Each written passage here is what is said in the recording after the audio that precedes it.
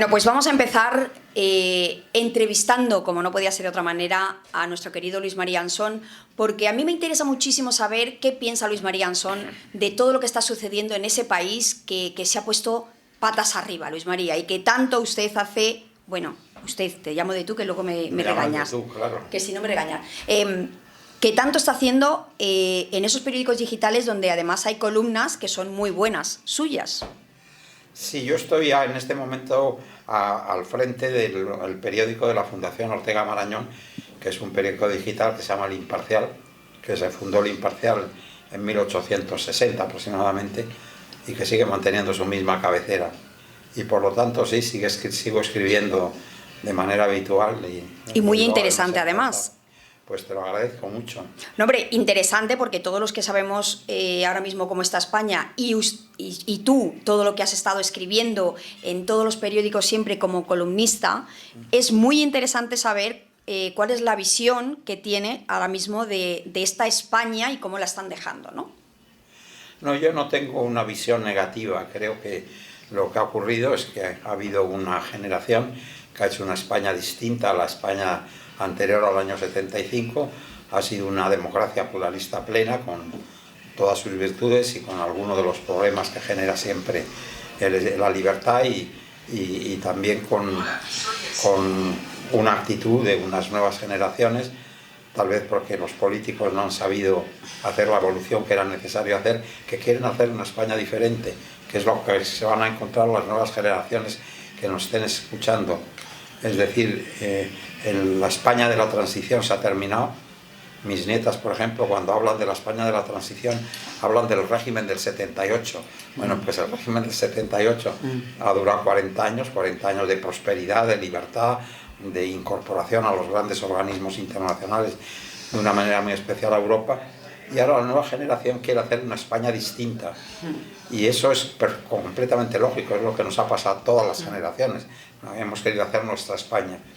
Lo que pasa es que yo pienso, don Luis María, que usted en este caso, tú, que me sale fatal, en el caso del periodismo sí que había periodismo como tal y no populismo como hay en la actualidad. Hay mucha gente que se posiciona y es muy populista en vez de darse a su trabajo, como ha sido su caso o como el caso de mi compañero Álvaro Luis, que siempre han dado las noticias verificándolas y sabiendo con cordura lo que decían, ¿no?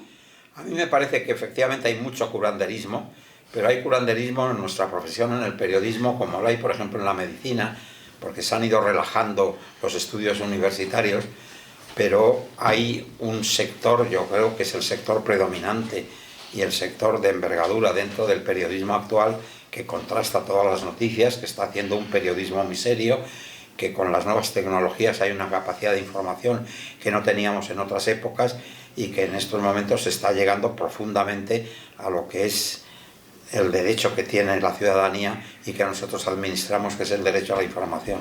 Es verdad, sobre todo en algunos problemas audiovisuales, en algunos programas, algunos espacios audiovisuales, es verdad pues que hay gentes que no son profesionales del periodismo, que carecen de la ética, que carecen de la deontología profesional del periodismo y que por lo tanto se suman pues eso, a las insidias, a las calumnias, a los bulos y que no favorecen para nada ni al ejercicio de nuestra profesión ni a la estabilidad de la sociedad española. Pero en fin, es una cosa que hay que aceptar, ocurre en casi toda Europa. Tenemos en fin unas sociedades que viven en paz. Ahora tenemos una pequeña guerrita ahí en Ucrania, pero no nos olvidemos que desde el año 45 no hay una guerra de envergadura. Ha habido pequeñas guerras parciales muy lejanas en Oriente Medio, en Corea, en Vietnam, pero en Europa pues hemos vivido pues casi 70 años de una paz que no era desconocida en el viejo continente históricamente.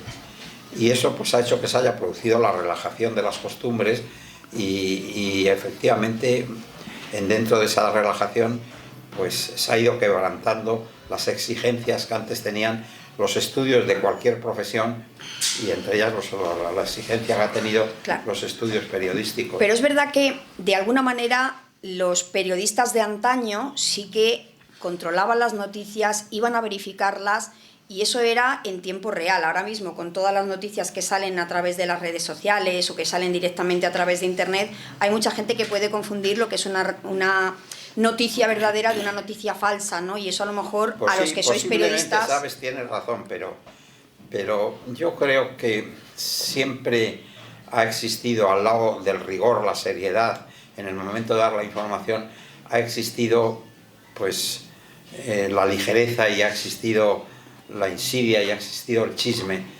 Hoy esa insidia y ese chisme se ha intensificado porque en lugar de los patios de vecindad, pues lo que tenemos es un sistema electrónico de comunicación inmediata y general, y claro, eso ha modificado mucho las cosas, pero no ha modificado el fondo de la cuestión, porque el fondo de la cuestión desde el siglo XVI se ha mantenido, y por ejemplo en España hemos tenido los patios de vecindad y esa aldea global de la que habló McLuhan en los años 30, pues la teníamos ya de una manera. Mira, yo siempre suelo poner un ejemplo, ¿no?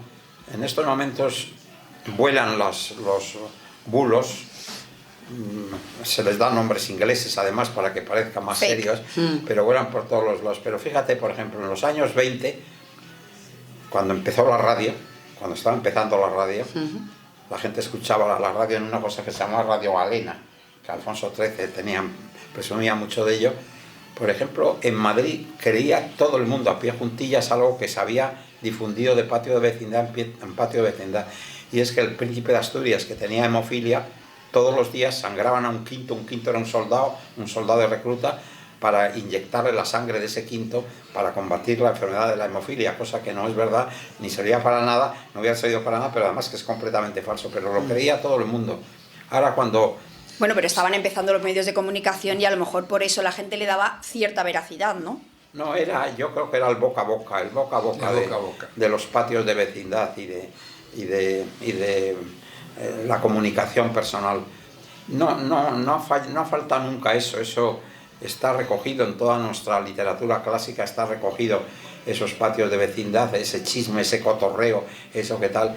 ¿Por qué? Pues porque la condición humana no ha cambiado demasiado. Al revés, fíjate, yo creo que lo que ha cambiado sustancialmente es que en el ejercicio del periodismo, los periodistas serios hoy pasan por la universidad, están 4 o 5 años estudiando en la universidad, no aprenden demasiado, como no se aprende demasiado en las otras profesiones, pero se adquiere la deontología profesional, la seguridad de que la profesión que han elegido es una profesión muy seria, que tiene una gran repercusión en la sociedad y que por lo tanto hay que ejercerla de una manera consciente y responsable. Es verdad que, claro, vuelvo a repetirlo, claro, esos patios de vecindad que antes, para que una noticia, por ejemplo, cubriera España entera, pasarían 15 o 20 días de patio de vecindad en patio de vecindad para llegar de Madrid a Cádiz o de Madrid a Logroño, de Madrid a Galicia, pues, pero no era una cosa, yo creo que demasiado distinta, ¿sabes? Bueno, lo que pasa que sí que es verdad que teníamos respeto a las personas que teníamos cerca, a las personas que conocíamos, le intentábamos tapar cosas. Ahora no hay nada que se pueda tapar. Ahora sale todo disparado. Mira, hay además una cuestión que esa sí que es cierta. Las nuevas tecnologías todavía no han cristalizado. Es decir, eso se ve, que la publicidad no sabe a dónde ir. Bueno, hace 40 años pues estaba bien claro, por ejemplo, en el periodismo madrileño, que era casi el periodismo nacional, pues había 3 grandes focos. Uno era el que iluminaba el centro derecha, que era el diario ABC, otro iluminaba el centro izquierda, que era el diario El País, y había una posición revoltosa en el centro, que era lo que primero fue Diario 16 y luego fue El Mundo. Eso a lo mejor va a tardar 8 o 10 años en cristalizar, claro, en las nuevas tecnologías digitales, pero terminará por ocurrir así, porque es lógico que pase lo mismo que ha pasado en el periodismo impreso, que pase en el periodismo digital. La única cosa que a mí me hace tener ciertas dudas es cómo va progresando la tecnología. Los que estamos al frente de un periódico digital nos encontramos, no cada mes, es que cada semana se ha descubierto algo que uno se pone a estudiarlo, porque con eso va a tener más repercusión, más visitas, más facilidad de llegar a la gente. Anson sigue todavía estudiando este tipo de cosas. Sí, yo procuro estar siempre en la última vanguardia del mundo tecnológico, lo he hecho siempre. Pero fíjate que, por ejemplo, yo he transmitido una crónica en Morse, que es una cosa que no es muy frecuente. Cuando Pablo VI visitó Tierra Santa, que fue la primera visita de un papa a Tierra Santa, Jerusalén estaba dividida en dos, la Jerusalén Jordán y la Jerusalén Israel. En la Jerusalén Israel había un sistema de transmisión a 200 baudios, lo más moderno que había, pero en Jerusalén Jordán no había nada más que una transmisión de telegrama, era una transmisión por Morse. Yo escribí una crónica, solo una, y os explico por qué. Porque escribí la crónica larga, fuimos Pemán y yo a aquel viaje. Yo creo que el director de ABC acertó y envió al gran veterano y gran prestigio que era José María Pemán y al jovencito que empezaba, que era yo. Y vino con el hijo de Pemán, y cuando fui yo a transmitir mi crónica fui con él, y cuando llegamos a Correos para transmitir la crónica no teníamos más sistema que un sistema de telegrama, llamémoslo así, es decir, el sistema Morse. Tardamos 1 hora y media en pasar la crónica. Y eso sí, recibí casi inmediatamente un telegrama diciendo que no volviera a enviar una crónica porque había costado una cantidad ingente de dinero el hacer una crónica por sistema de telegrama. En aquellas circunstancias. Por lo tanto, ya me pasé a Jerusalén, Israel, a transmitir. Y eso es, te vuelvo a repetir, en nuestra profesión las cosas de fondo yo creo que no han cambiado mucho y que los grandes prestigios y los grandes nombres están ahí, y todo lo que es pues la relativización de la información, las noticias sin contrastar, los bulos, las calumnias, pues siguen estando. Lo que pasa es que han cambiado, y técnicamente, como tú decías antes, pues claro, ahora se producen en mayor cantidad y con mayor velocidad. Pero no me parece que se haya producido una transformación de fondo. Otra cosa es, por ejemplo, si dices es que había unos periodistas mejores, bueno, el tiempo dirá los periodistas que van surgiendo ahora. Bueno, los periodistas de vuestra época es que no hay ninguno malo. Es que no hay ni uno que no haya salido... ¿Sabes? Eso hay que verlo con el tiempo. Pero es lo mismo que puedes decir. También son los periodos históricos los que de pronto pues surge una poesía de primer orden, como surge en el siglo de oro. Nos pasamos 3 siglos con una poesía más bien mediocre, y en el siglo XX pues surgió ya una poesía que se le llama el medio siglo de plata, una poesía extraordinaria, por poner un ejemplo. Un ejemplo muy bueno. ¿Qué ha sucedido, por ejemplo, en pintura en España? A Picasso, a Gris, a Dalí, a Miró. Pues tenemos unos pintores excelentes. Ya veremos lo que ocurre con Juan Gris, sí, por si acaso. Sabemos de quién hablas. Sí. Y entonces, sí, Barceló, ya veremos lo que va a pasar. A Barceló. Pero y lo mismo ocurre en periodismo. Ha habido una etapa en que los que estábamos al frente de los grandes medios de comunicación, tanto en prensa como en radio como en televisión, y de una manera muy especial en prensa, porque durante mucho tiempo lo que ha tenido verdadera influencia en la vida nacional ha sido la prensa. La radio ha tenido la fuerza de dar la información y la televisión de enseñarla, pero la influencia política o la influencia económica o la influencia intelectual han sido los periódicos impresos. Bueno, y los periodistas que firmabais la noticia. Bueno, y los periodistas, pero claro, eso no era lo mismo una noticia que fuese relevante, firmada por un don nadie, claro, así, que una noticia que ya viniese firmada pues por Luis María Ansón o tantos otros, porque eso le daba personalidad y eso le daba fuerza a la noticia. Sí, eso es verdad, y vamos a ver, vuelvo a repetirte que ahora está cristalizando las nuevas tecnologías, no sabemos lo que va a ocurrir. Pero mira, al final nuestra profesión tiene 2 funciones sustanciales.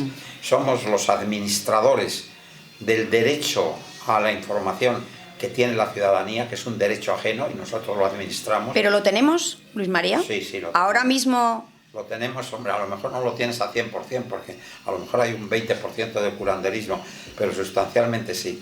Y luego está la función que es, yo creo, la más compleja, que es el ejercicio del contrapoder, que consiste en elogiar al poder cuando el poder acierta, criticar al poder cuando el poder se equivoca y denunciar al poder cuando el poder abusa. Eso, por ejemplo, en la etapa de la dictadura, pues era inasumible, porque la dictadura no dejaba ni criticar ni denunciar. Claro. Lo único que podías hacer era elogiarlo. Elogiar. Ahora a los profesionales del periodismo les cuesta mucho más trabajo elogiar que denunciar y que criticar. ¿Pero eso es porque la noticia ha cambiado? Porque anteriormente la noticia sí que es verdad pues que habría que denunciarla, pero en este caso que la noticia se denuncia... Es porque no hay elogios, ¿sabes? Creo que no es lo mismo, ¿sabes? Una cosa es la noticia, es decir, aquello que ha ocurrido, y que eso hay que acercarse y contrastarla, mejor 3 veces que 2, y desde luego dos, que una, contrastarla y saber ha ocurrido esto, y después está lo que es el análisis de la noticia. Si esa noticia a quien corresponda, porque es la que la ha producido, se merece un elogio, se merece una crítica, o hay que denunciarla porque ha sido un abuso, por ejemplo, un abuso de poder. Y a mí me parece que en nuestra profesión eso se sigue haciendo notablemente bien. Otra cosa es que, eso lo decías y tienes razón. Eso os atrevéis a hacerlo los veteranos. No, eso os no atrevéis a solo hacerlo los veteranos. No hay en estos momentos en toda Europa periódicos ya digitales que son excelentes, que generalmente los periódicos digitales excelentes tienen las redacciones que tenían los periódicos impresos, pero en estos momentos pues hay varios de los grandes periódicos españoles que tienen redacciones digitales y que son las antiguas redacciones impresas, que hoy no tienen mucho sentido, porque un periódico que vendía 400.000 ejemplares hoy vende 40.000. Es que hay que aceptar la realidad de la nueva tecnología. Exacto. Está claro. Es como en qué se lee. Tú coges, por ejemplo, la nueva generación entre 20 y 30 años, yo creo que no lee el periódico en el ordenador, no lee el periódico en la tablet. Bueno, yo creo que no lee. Lo leen en el teléfono, cogen el teléfono, y el teléfono lo que hace es que le da informaciones muy cortas, noticias muy cortas, porque a mí me pasa, por ejemplo, yo tenía en la cabeza mis artículos, los tenía como el poeta que escribe un soneto, eran el tamaño de la tercera de AGT, que es lo que había hecho toda mi vida. Y ahora tengo que hacer unos artículos mucho más cortos, porque en cuanto que un artículo pasa de un folio, la gente joven ya no lo lee. Está claro. Yo creo que nos queda muy claro el punto que has dado, sobre todo por la cuestión tecnológica, en la cual está cambiando incluso el medio de difusión. La radio está cambiando. Ya incluso profesores de historia hacen radio. Médicos hacen su radio, es decir, es un mundo en el cual no se sesga o se secciona exclusivamente al periodista. Esto también es importante. Pero estoy de acuerdo con doña Gemma Serrano, que en el momento que un periodista sigue haciendo radio, tiene que ser profesional. No pueden ser recién salidos de movimientos extraños. La radio, el periodismo debe de ser seria y rigurosa. No es posicionarse. Exacto. Nunca. Ahí está. Exactamente. Por mucha idea que tengamos o por mucho posicionamiento que se tenga, no es posicionarse. Y a la pregunta que quiero hacer a todo el mundo, a los cuatro. Tengo un libro y quiero preguntar, ¿qué os parece esta frase? Está claro que el primer deber de toda autoridad política es el de asegurar la supervivencia de la sociedad de la cual emana su poder. Ahí queda. Pero no hay queda por... No, esto es de... Bueno, María de Puig, que seguramente que lo conoce, El rapto de Europa, es un libro, Ideas para una defensa europea, de la Asamblea de la Unión Europea Occidental del 2000, es decir, te ha pasado ya 20 y pico de años.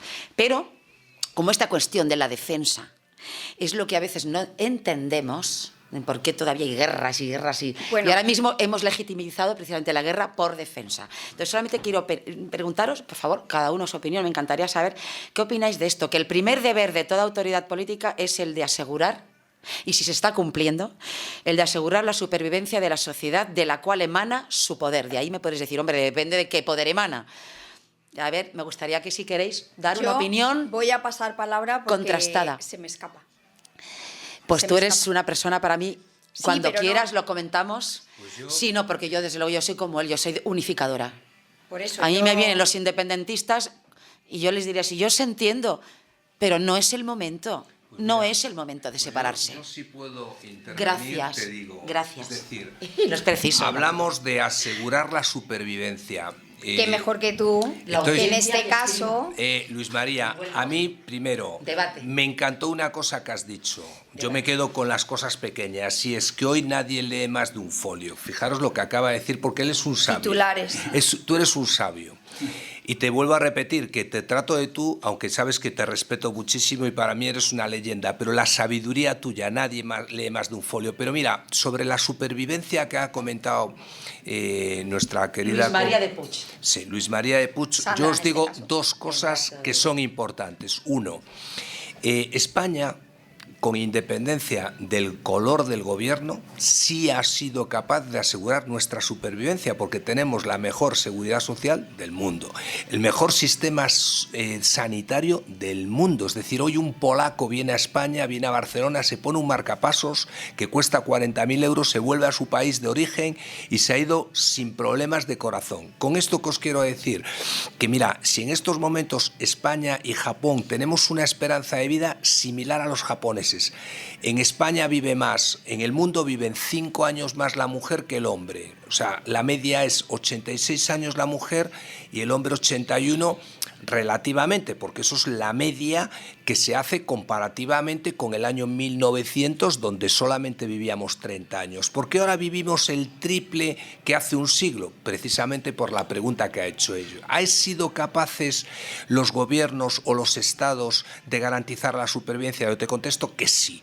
¿Se ha sido capaz de garantizar los derechos? Yo creo que sí. Hay que ser realistas. Puede haber defectos, se pueden cometer errores, puede haber atropellos, podemos estar en desacuerdo, pero hay una cosa que sí es cierta. Se ha asegurado, y te voy a decir más, yo en el sistema de salud sí tenemos que estar agradecidos a todos los colores de todos los partidos políticos, porque no hay ni un solo partido político, me da igual donde esté, derecha, izquierda, que haya dinamitado el sistema de pensiones, el sistema de seguridad social y el sistema de salud. Y eso nos distingue de Estados Unidos. ¿Por qué nos distingue de Estados Unidos? Porque en Estados Unidos la esperanza de vida es de 75 años. La gente no puede acceder a una seguridad social gratuita. Accede a un sistema que se llama Medicare, carísimo, inviable, y por eso se mueren antes. Entre la obesidad y el sistema de salud tienen menor esperanza de vida. En cambio, nosotros nos estamos haciendo muy iguales a mi país favorito, Japón, que es el país que gestiona mejor el silencio. El silencio lo gestiona sin pretensiones Japón. Tienen la mejor esperanza de vida, se toman nuestro aceite de oliva, el aceite de oliva que tu querido amigo Marqués de Griñón creó, es la que se toman nuestros queridos japoneses. Y tienen un sistema de salud muy similar al nuestro, pero en esa robustez es en donde tú decías, ¿y alguien supera? Yo creo que sí, porque si no, no estaríamos hablando aquí. Y te voy a hacer una comparación negativa. El Chad, el país, la República del Chad, no tiene esas virtudes. Por eso la esperanza de vida es de 56 años.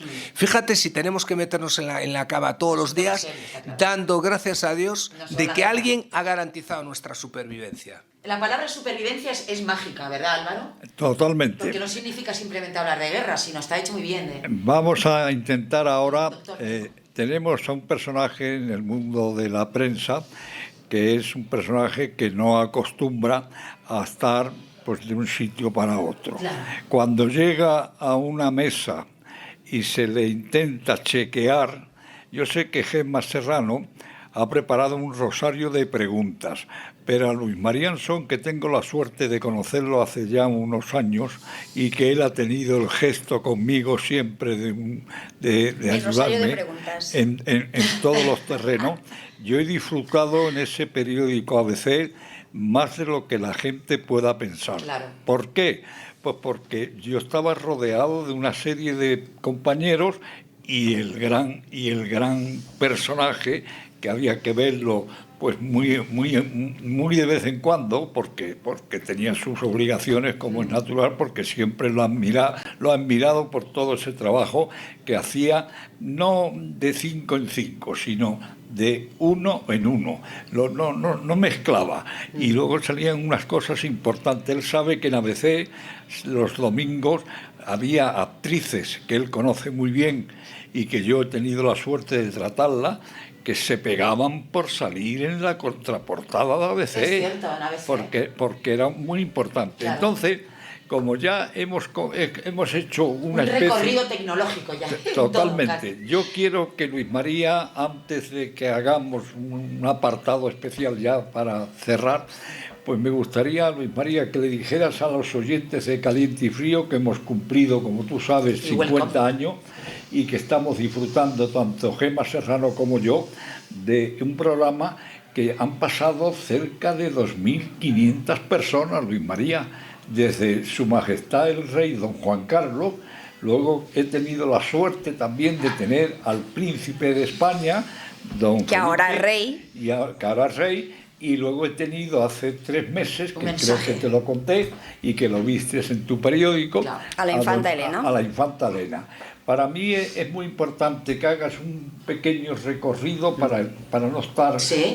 Tocando todos poquito. los temas. Bueno, Un lo mensaje. primero que hay que hacer es felicitar a todos los que durante medio siglo han hecho este programa por el éxito que han tenido y porque no es nada frecuente que un programa pase de los 6, 8 años o 10 y este lleva 50.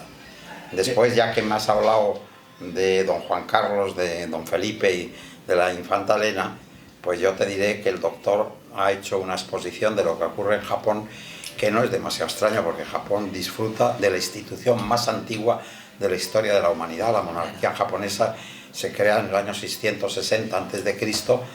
Jimmu-tenno, y de Jimmu-tenno al actual emperador son 113 emperadores.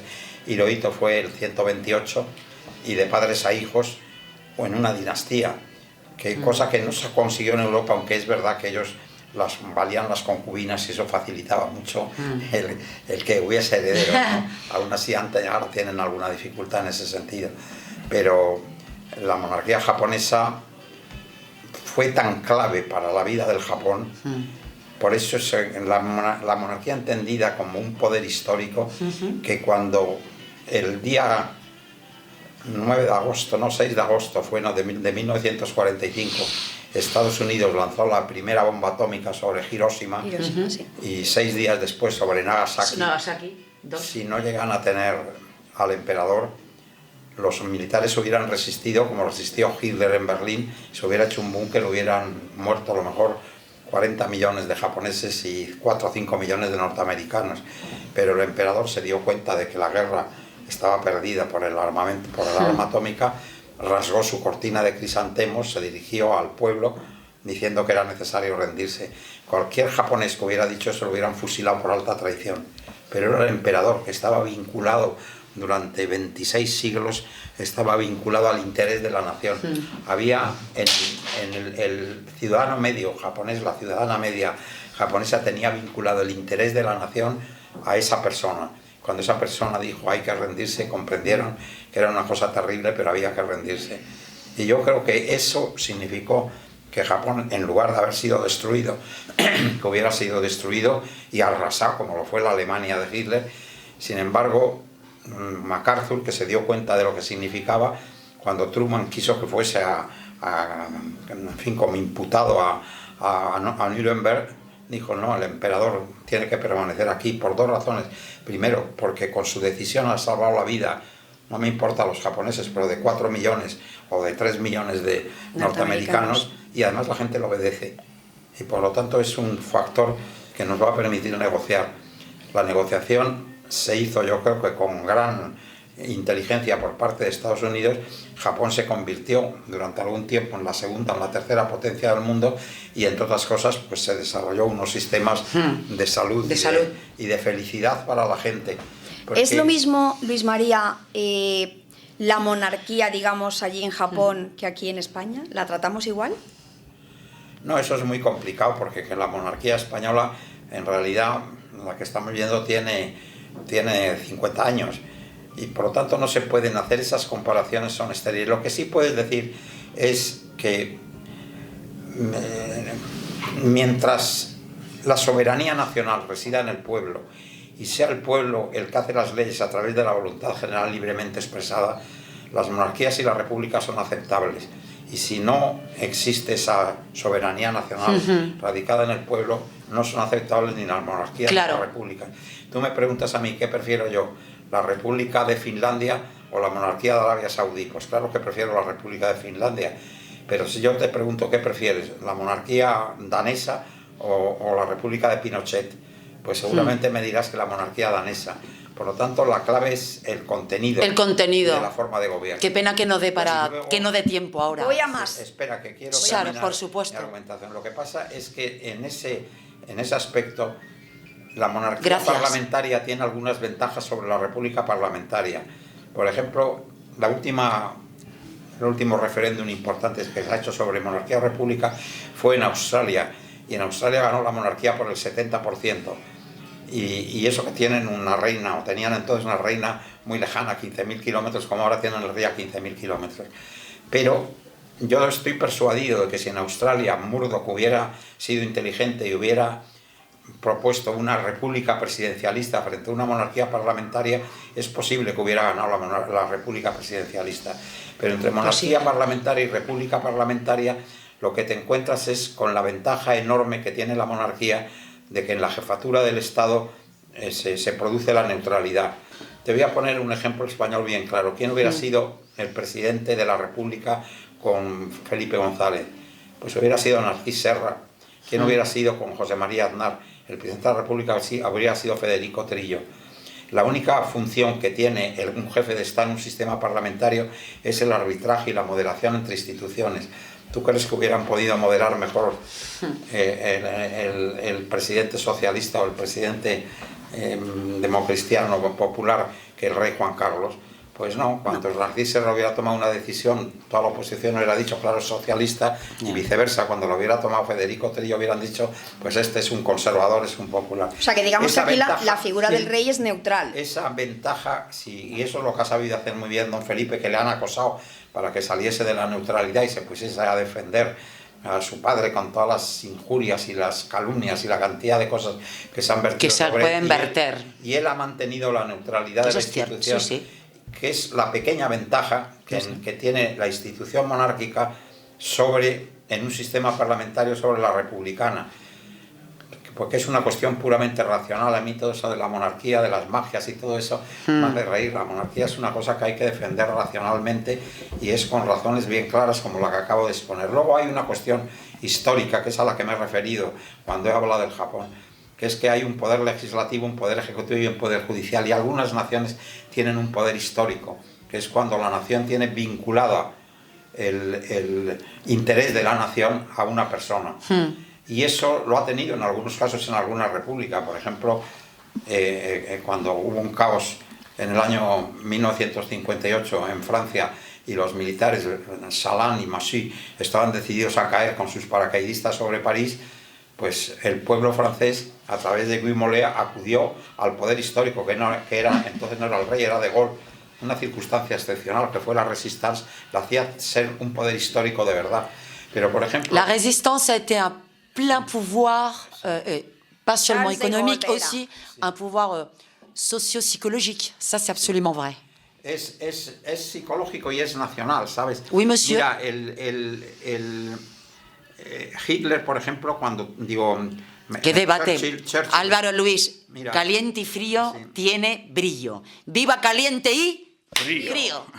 Bueno, pues te digo que cuando Churchill tuvo noticias de que Hitler iba a bombardear Inglaterra, estamos en junio de 1940, se fue a ver al rey para decirle que iban a bombardear Londres y que entonces había preparado un crucero y 6 fragatas para que trasladasen al rey y a la familia real, que eran muy pocos, pero para que los trasladasen a Canadá, y allí en Montreal estaba ya preparada el Palacio Real para acogerlos. Y el rey, que no era precisamente un rey especialmente inteligente, era el padre de Isabel II, la que luego fue Isabel II, ella fue una mujer muy inteligente y muy capaz. Bueno, pero el rey, que era un poco tartamudo y qué tal, actuó como un rey y le dijo, mire, primer ministro, le voy a desobedecer por primera vez, solo cuenta Churchill en sus memorias, me voy a quedar en Inglaterra y me voy a quedar además en Londres y voy a quedarme aquí en mi casa, que es Buckingham, si viviendo aquí, por cierto, que duermo en una habitación arriba y me voy a quedar en mi habitación, mucho más vulnerable a los bombardeos que si viviese en el sótano. Total. Y Churchill dice en sus memorias, dice, me di cuenta lo que significaba el poder histórico que es la monarquía. Me fui a la BBC a decir, en las villas, en los lugares, en las plazas, en las calles, en los barrios, en qué tal, hay que hacer lo que ha dicho el rey, quedarse aquí y defender a Inglaterra frente. Ese gran discurso de Churchill estuvo motivado, y él lo explica muy bien, por una actitud que era la actitud histórica de la institución monárquica. Por lo tanto, eso ahora se dice, la monarquía es una cosa atrasada, ¿no? Es muy curioso. Relativa. Es una cosa atrasada, anacrónica, ¿qué tal? A mí me hace mucha gracia. Podría ser, porque, pero... No podría ser. Pero mira, es relativo. Escúchame, la ONU tiene hecha una clasificación de los 190 países por orden de calidad de vida, de libertad y de desarrollo. Y entre los 10 primeros países del mundo hay 7 monarquías parlamentarias, 7. Claro. Es decir, las monarquías son los países políticamente más libres del mundo, socialmente más justos, económicamente más desarrollados, culturalmente más progresistas. Tú piensa en esto.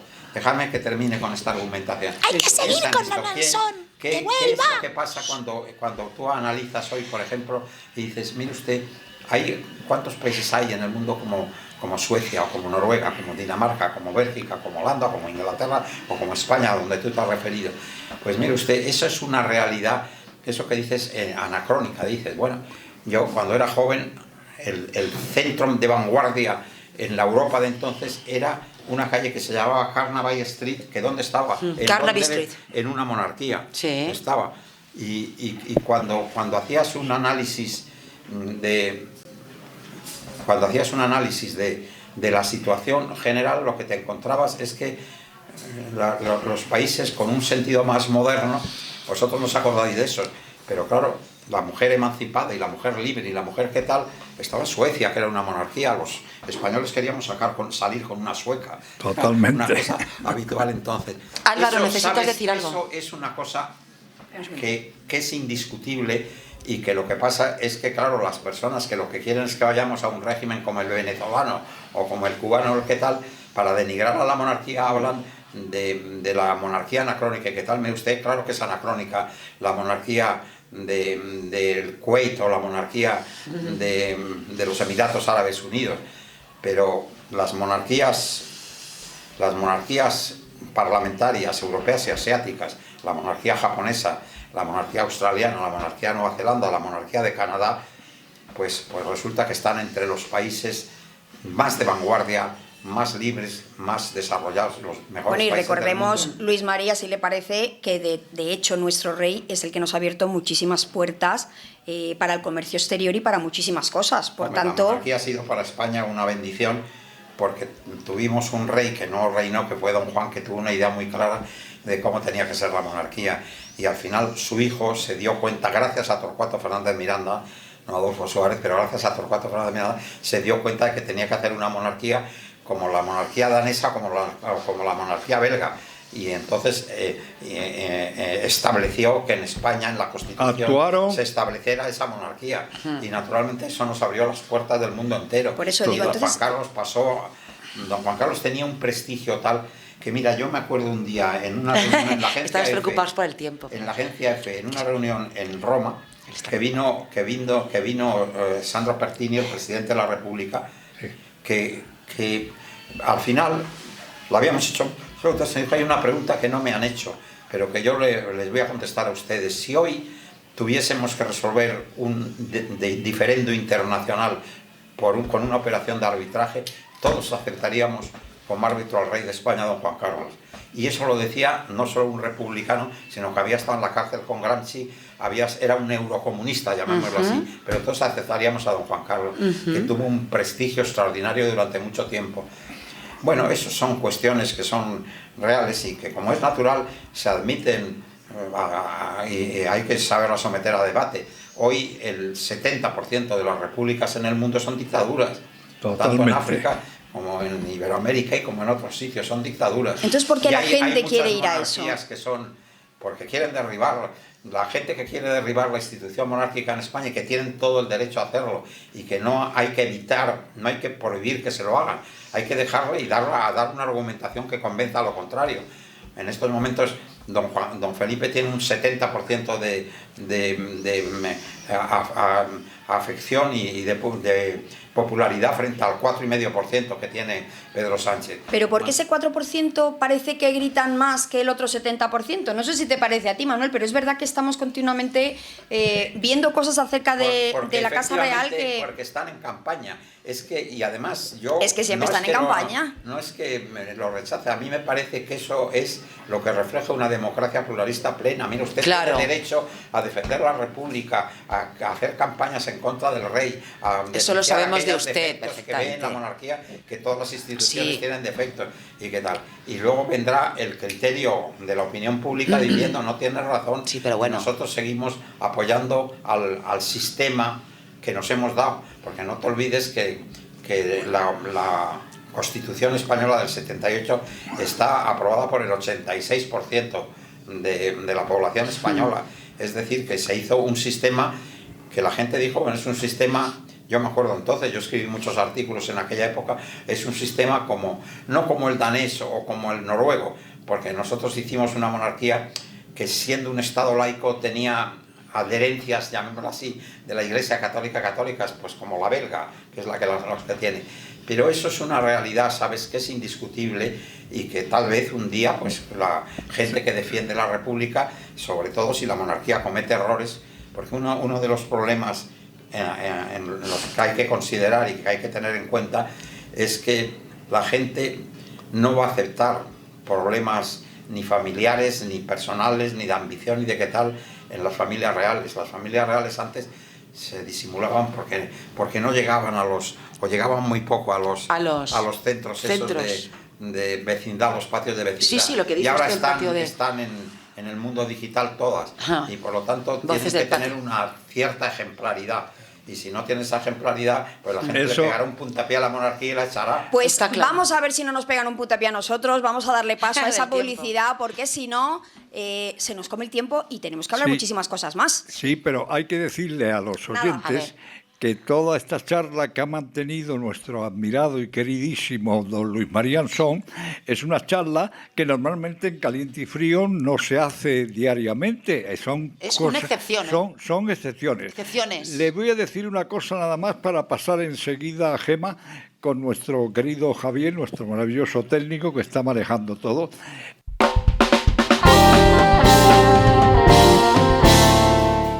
Hola.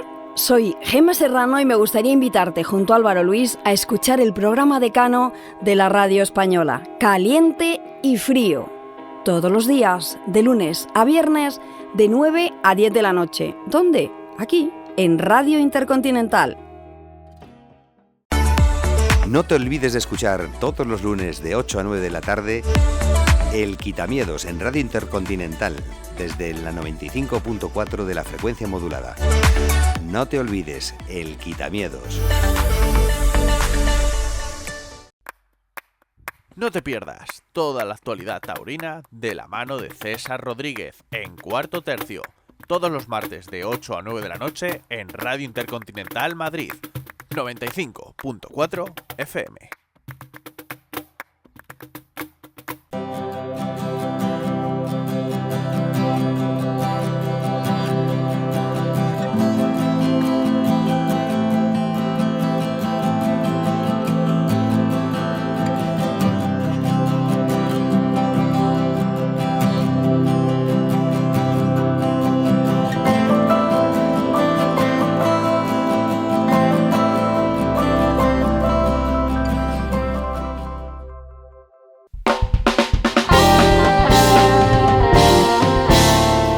Bueno, pues volvemos de estos anuncios que les hemos dado tan interesantes y le voy a dar paso a mi compañero Álvaro Luis porque quería hacerle una pregunta y vamos con ella. Sí, quiero hacerle una pregunta a Luis María Ansón porque sé que conoce bien al personaje y va a dar una clasificación pues como se espera de él. Querido director, para mí siempre será mi director también, como es natural, y luego ya gran amigo. Yo tengo mucho interés en que me des una definición de cómo has recibido tú a una mujer periodista de arriba abajo que se hace cargo del país en su momento, luego se mete también en la radio, mezcla la radio y la prensa. ¿Has vivido unos minutitos normales con Pepa Bueno? La conozco y la siento mucha admiración por ella, pero no tengo información suficiente, ¿sabes? Yo creo que uno de los problemas que tiene en estos momentos el periodismo es precisamente que en todas las tertulias la gente quiere hablar y opinar de todo sin tener conocimiento suficiente. Pepa Buena es una de las grandes profesionales que tiene el periodismo actual, y hay gente que tiene relación con ella, que ha trabajado con ella, que la conoce y que puede hablar muchísimo mejor y con mucha más propiedad. Pero tú sabes quién es Pepa Bueno muy bien, porque lo sé yo. Bueno, pues entonces, déjame que siga yo preguntándole por esta historia, porque a lo mejor preguntarle por compañeros pues no tiene tanto sentido como estarle preguntando acerca de esto que estábamos tratando, acerca de la historia, acerca de la monarquía y sobre todo acerca del corazón, porque si yo le pregunto a Manuel de la Peña, en rasgos generales, ¿cómo está el corazón de España? ¿Qué me contestas? Qué bonita pregunta. Pues mira, te lo voy a decir. Yo creo que estamos viviendo un momento... ¿Está saludable? Sí, pero esto nos va a pasar factura, porque estamos viviendo un momento de confrontación, un momento de agresividad, un momento de voy a ver en dónde te pillo y voy a ver cómo te mato.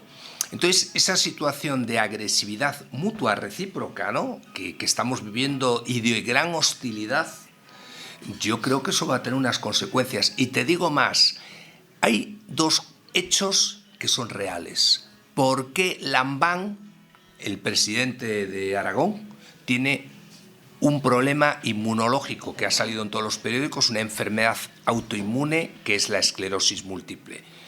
Todo la consecuencia de un estrés emocional al que ha estado sometido. ¿Por qué Fernández Vara tiene un cáncer muy serio? El estrés emocional al que ha estado sometido. Por tanto, si me haces la pregunta, te respondo con hechos reales. Es decir, nuestra mente es paleolítica. No estamos preparados para aguantar este estado de amenaza permanente al que estamos sometidos.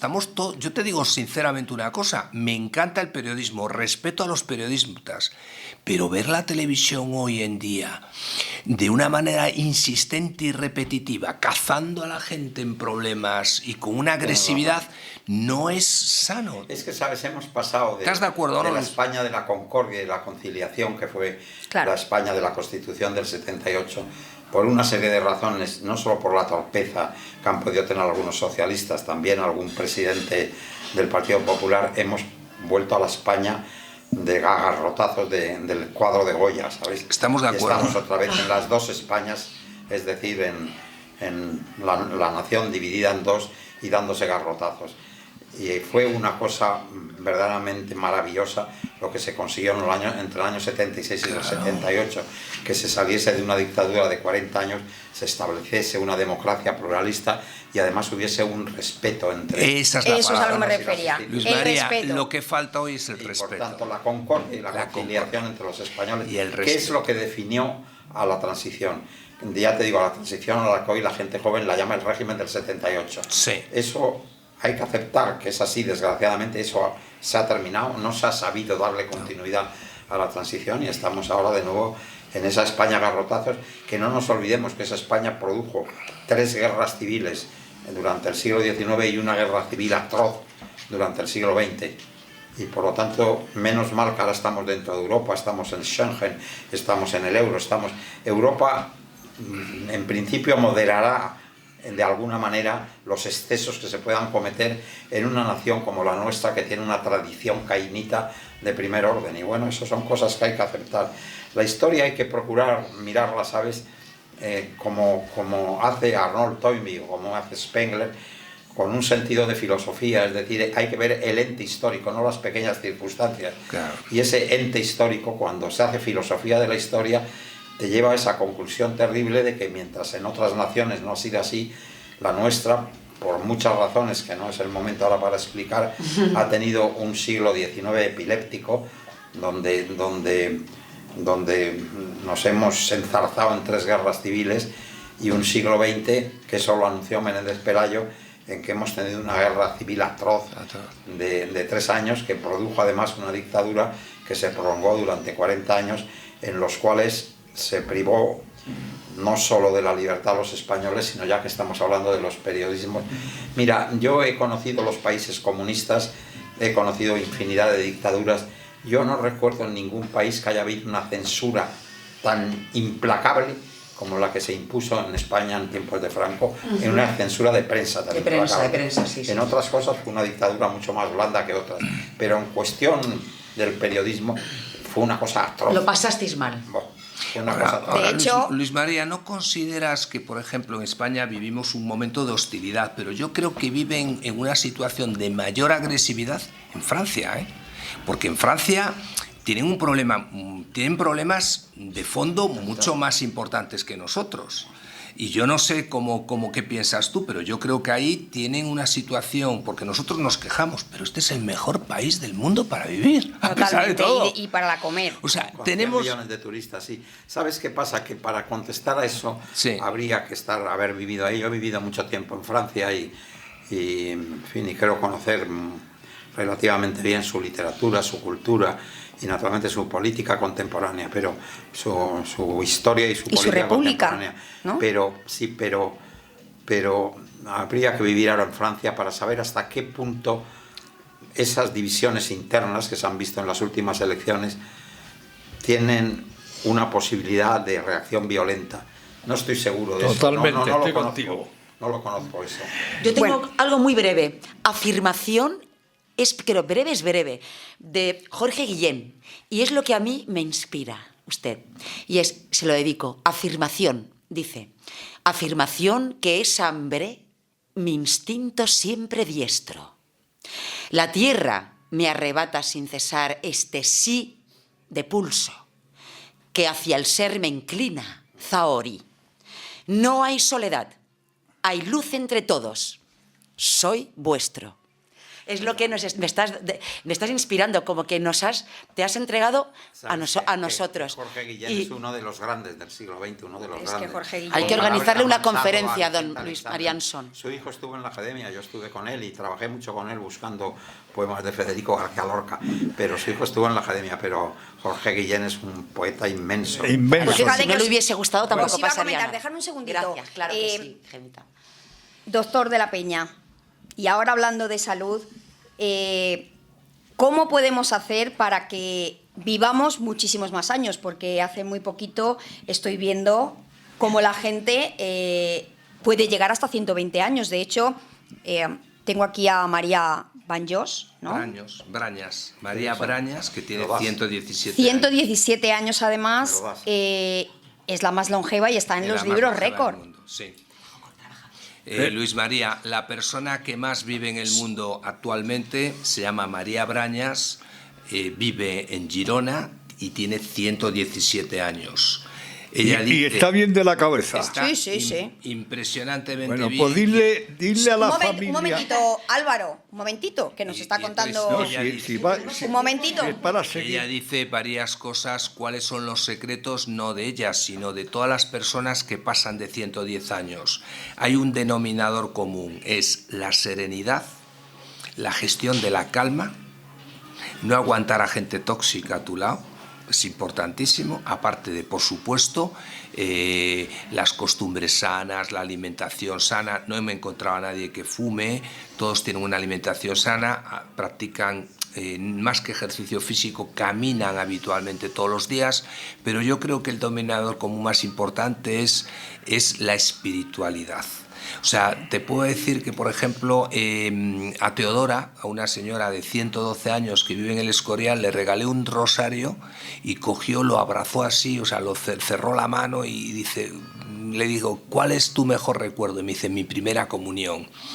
Es la educación de hace un siglo, no es la de hoy. Es la serenidad, la espiritualidad, la paz interior que puede sonar. A veces dices, bueno, ¿en qué orden religiosa estará este médico? No, si no estoy en ninguna. La cuestión es encontrar ese denominador común y esa frase para mí maravillosa. La serenidad, la paz y sobre todo eliminar a la gente tóxica. Después María Brañas dice que se toma un yogur todos los días. Bueno, vamos a hablar de lo de ese yogur, porque además... Bueno, Eso ya tiene... Escucha un segundito. Manuel, me han chivado que hay una pastillita de la cual tienes la patente. A ver si nos hablas de ella. Bueno, vamos a ver. Que sustituye esos yogurcitos, que no porque la gente coma yogur, que tampoco, sino porque en vez de comerte un yogur, pues con esa pastillita te estás comiendo 120 yogures que son probióticos, que es lo que necesita el cuerpo, ¿no? Bueno, los probióticos, o sea, tenemos tres maneras, o sea, ¿por qué habla Gema de los probióticos? Me quiero dirigir a Luis María. en el sentido de que el cerebro y el intestino ya se sabe que están conectados. Entonces, en el intestino tenemos una especie de bosque, que es el ecosistema intestinal, donde hay una flora intestinal y una microbiota. Y esos bichitos que se llaman bacterias, que son millones y millones, si mantienen el equilibrio, tu cabeza está perfecta. Si hay un desequilibrio que se llama una disbiosis, empiezan los problemas. Entonces, los problemas de Luis María no son ninguno, porque él está perfectamente. Si yo no digo que tenga que... Yo creo que después de cámara, detrás, me van a tener que decir qué es lo que toman tanto este doctor como Luis María Ansón para estar tan perfectos. Tengo desnatados. De hacer una broma de lo que ha dicho el doctor Peña, que le va a divertir mucho. Es una broma, ¿eh? A ver, qué broma. Bueno, pues Gemma. La broma es que conocí a un japonés de 114 años. ¿Ah, sí? La conocí cuando tenía 114 años. Y estaba furioso porque le habían prohibido a los 114 años el fumar, que era lo que él hacía. Solo aguantó 2 años más. ¿Sin fumar? Sin fumar. Pero es una broma. Había fumado 114. Bueno, es pues, una broma por una razón, porque no me encontré a ningún fumador, fíjate. Claro, bueno, tengo que decir que tienes un libro en el que recomiendas a todo el mundo cómo vivir hasta 120 años, ¿no? Bueno, yo le quiero... Permíteme... Pero tú fíjate, yo no fumo. No fumo. Yo tampoco. Nunca. Yo no sé a qué sabe un cigarrillo como no sé a qué sabe un whisky, por ejemplo. Pero claro que Aguma respira mucho, porque las redacciones de los periódicos ahí, ¿para qué te voy a contar lo que era la redacción de ABC durante un tiempo? Ahí fumaba todo el mundo. Fumaba todo el mundo y por lo tanto estaba respirando. Pero eso era habitual. Antiguamente era habitual. Era habitual. Sí, eso son cosas que ocurren. Pero Luis María, yo te quiero trasladar a ti, porque tú tienes, no sé, o sea, con 90 años tienes una cultura que hoy te la voy a cambiar. Y te voy a decir por qué. O sea, porque en el momento en que no puedo andar, dejé de andar, que yo andaba mucho y engordé. Totalmente. Eso es un factor. Pero no tienes prótesis ahora de rodilla. No tengo prótesis. Pero sabes una cosa, bueno, que te querido vamos a curar doctor, sin prótesis ni nada. Tenemos que poner nos vamos a punto curar final. seguro. Mira Qué pena, ¿verdad, Álvaro? Tenemos que poner punto final y te lo explico por qué. Yo no me gusta nunca abusar de nadie. Yo creo que Luis María Ansón, que empezó a las 3 menos 10 o menos cuarto a hablar, ya tiene suficiente... Pues para haber empezado a las 3 menos cuarto menos 10 has dicho buenas noches para empezar, así que déjame que les diga a todos nuestros televidentes y a todos los oyentes que ha sido todo un placerazo compartir este programa de Caliente y Frío con ustedes, con Luis María Ansón, con nuestro querido cardiólogo, que tu libro está en Amazon y se puede comprar, Cómo vivir 120 años. Con nuestra querida Sandra Loy, que es una compañera excepcional, a la que antes de irnos quiero hacerle entrega de este reconocimiento. Anda. Bueno. Porque ha colaborado con nosotros. Léelo. Pero muy bonito, ¿eh? Pero si no hay Por tiempo. favor. Director, no hay tiempo. Léelo rápido. Madre mía, por su labor en Fibrazones como locutora de radio dentro del mítico programa Caliente y Frío en Radio Intercontinental. Productora Gemma Serrano, director Álvaro Luis Redecilla. Certificado de reconocimiento a Sandra Loy. Bueno, pues así es como acabamos nuestro programa de hoy. Bueno, Muchísimas gracias por estar con nosotros. Muchísimas gracias, Luis María Ansón. Muy buenas noches a todos los Le esperamos en una espectadores y a todos conferencia. los oyentes. Muchas gracias. Bueno, pues emplazamos este programa hasta el siguiente.